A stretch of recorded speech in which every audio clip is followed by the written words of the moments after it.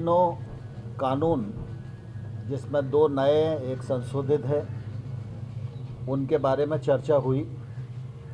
और आवश्यक वस्तु अधिनियम के संशोधन पर विस्तार से चर्चा हुई।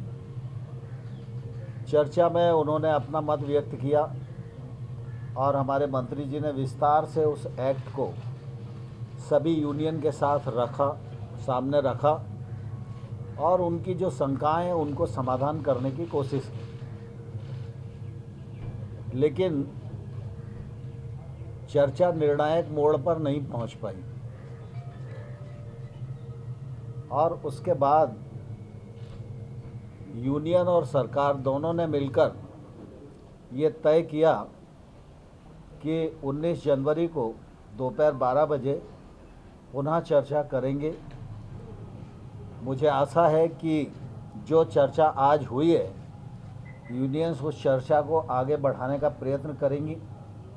हमने उनको ये भी कहा है कि वो चाहें तो अपने बीच में एक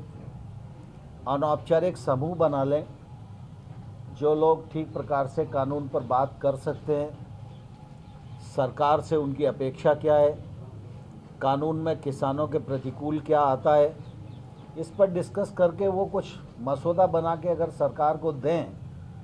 तो सरकार उस पर खुले मन से विचार करने को तैयार है। जहाँ तक सरकार की समझ का सवाल है, सरकार ने विभिन्न दौरों में किसान यूनियन की जो बातचीत हुई है उसमें बहुत सारी उनकी जो शंकाएं हैं उनको पहचान किया है और उन शंकाओं को दूर करने के लिए अपना मत भी व्यक्त किया है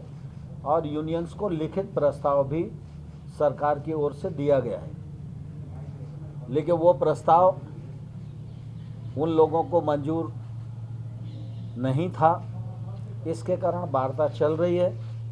और हमारी कोशिश है कि वार्ता के माध्यम से रास्ता निकले और किसान आंदोलन समाप्त हो।